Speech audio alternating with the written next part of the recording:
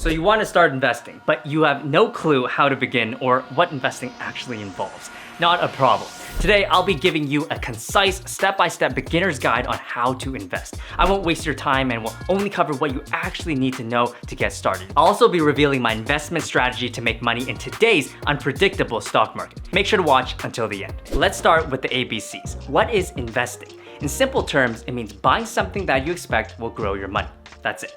Now, before you invest in anything, you need to calculate how much money you have to invest. I assume you probably already have an amount of money in mind that you want to invest with, but you may actually have less money to invest than you think. To get a clear picture, I suggest you create a simple weekly budget. Here's a quick example.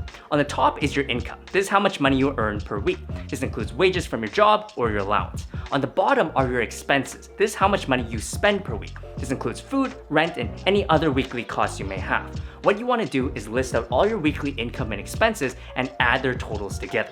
If you have a negative balance, you're probably not ready to invest yet and either need to earn more or spend less. If you have a positive balance, well, that's the money you may use to invest with after you have set up an emergency fund.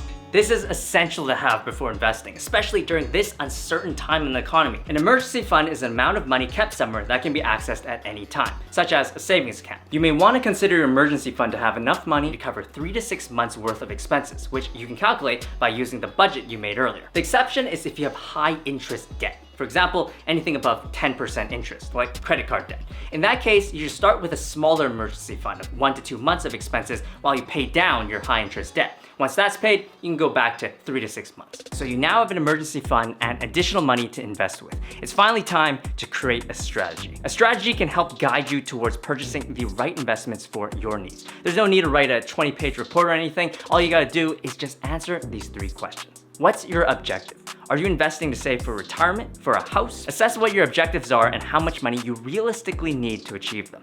This can help you determine the amount of money you need to invest. What's your time horizon? Markets move up and down. If you're investing your money and need to use it in the near term, you could be in trouble if the market dips and you sell at a loss. If your time horizon is short, meaning anything less than 3 to 5 years, it may be best to stick with safer investments. But if your time horizon is long, meaning anything 10 years or greater, you may consider taking more risk as you have more time in your life to make back any losses. Final question. What's your risk tolerance? How much risk can you handle? Not only money-wise, but psychologically. Would you be comfortable holding assets that could drop 10% in one day? Or do you prefer holding safer investments with less growth? Using myself as an example, my objective is to save for retirement, my time horizon is long, and my risk tolerance is around medium to high. What my answers tell me is that I should invest a good amount of money, that I should consider investments with more risk, and that I should be okay if things get volatile. This is my quick and simple strategy I can use to invest with. Once you've answered these 3 questions and have your strategy, you can now begin to pick your investments. From stocks to crypto to Pokemon cards, the number of investments out there can be overwhelming. While only you can decide exactly what you want to invest in, to make things easy, here are 4 classic types of investments that you can consider starting off with. Number 1, stocks. A stock represents partial ownership of a company. If you buy a company stock, you own a part of that company. You can buy the stocks of most major companies out there. Personally, I wouldn't start investing with individual stocks because it can require a lot of time and effort to actively research and oversee them. If you're down to put in the work, there's definitely something to consider, but if you're like me and would rather not, the next type of investments might be better for you. Number 2, ETFs or exchange traded funds.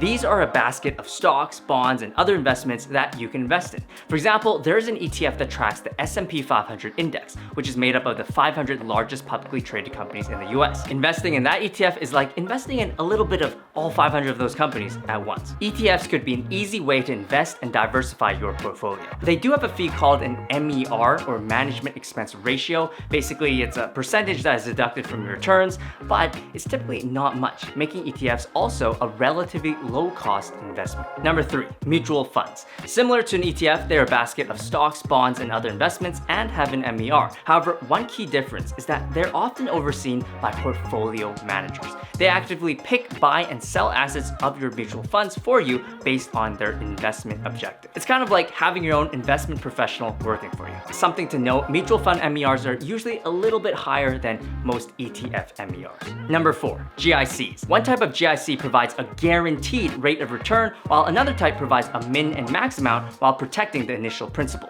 You deposit your money for a fixed amount of time, and at the end of the term, you get 100% of your original investment back plus the interest earned. It's pretty awesome. GICs are very low risk, but because of that, their returns may not always be the highest compared to other investments. They could be a good option if your risk tolerance is really low, or if you're saving for something in the short term like a down payment or car. Using this GIC recommendation tool from TD as an example, you can see that if we had $5,000 to invest that we don't need to withdraw before the GIC matures, and that we want to leave our money invested for 1 to 3 years, we get a bunch of different GICs to choose from, designed for our different goals and time horizons. I'm happy to say that TD is actually the sponsor of this portion of the video. They have the tools and expertise to help you ease into investing, so if you're interested in mutual funds, GICs, or more info on personal investing, make sure to check out their website or consider working with a TD advisor. Links are in the description below. By the way, if you live in the US, a similar product to GICs may be CDs or certificates of deposit.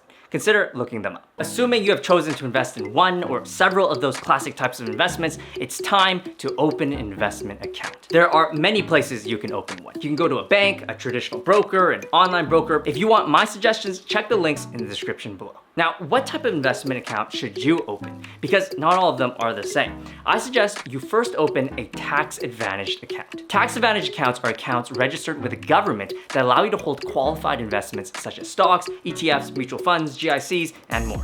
Most importantly, they may offer tax advantages that may help you pay less tax and keep more money. I live in Canada, so I primarily use the TFSA and RRSP. In the US, common ones are the Roth IRA and traditional IRA. All of these have their own conditions and eligibility requirements, and I could talk all day about them. So for the sake of time, I'm gonna keep it short and just suggest that you do some homework on the ones in your country and consider opening up at least one of them. The most important thing right now is to just know that they exist and that you should consider filling them up before using any other non-tax advantaged account to save on taxes. With your newly opened tax advantaged account, you can now purchase your investments. We've made it, guys. You've probably seen a stock chart before, you know, the one with all the lines going up and down. It simply represents the price of investment over a period of time. For the majority of investments, the ideal is to buy low and sell high. It's the famous investing mantra. The lower you purchase an investment and the higher you sell it for, the more money you may potentially make. This brings up the big question.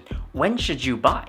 If it's best to buy low, should you wait until investment hits its lowest price before buying in? The problem with timing the market is that it's really hard to do, if not near impossible. Even many professionals can't do it. You risk not timing it right and missing out on opportunities. I know from experience. And if you think you're the guy to do it, you're not that guy, pal. Trust me, you're not that guy. The easiest way to determine when you should buy is with DCA, or dollar cost averaging.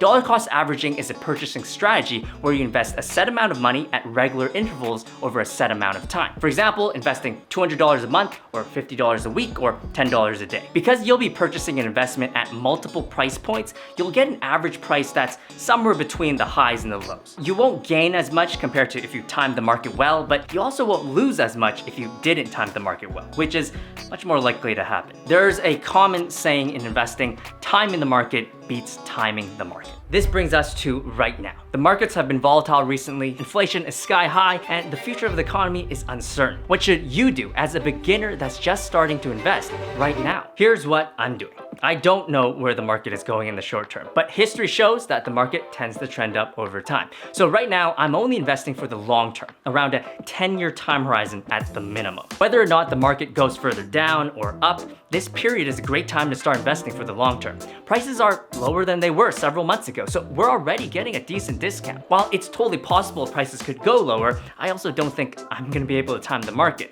So I'm just not gonna do it and just DCA it. I'm also keeping some extra cash on the sidelines outside of my regular DCA budget, just in case the market really takes a turn for the worse, and I wanna increase my DCA amount. If the market doesn't crash, that'll totally be fine with me, as I'm okay with not investing that cash on the sidelines. And with that, I wish you the best on your investment journey. If you enjoyed this video, be sure to like it, subscribe if you haven't already, consider checking out my other videos, and peace out.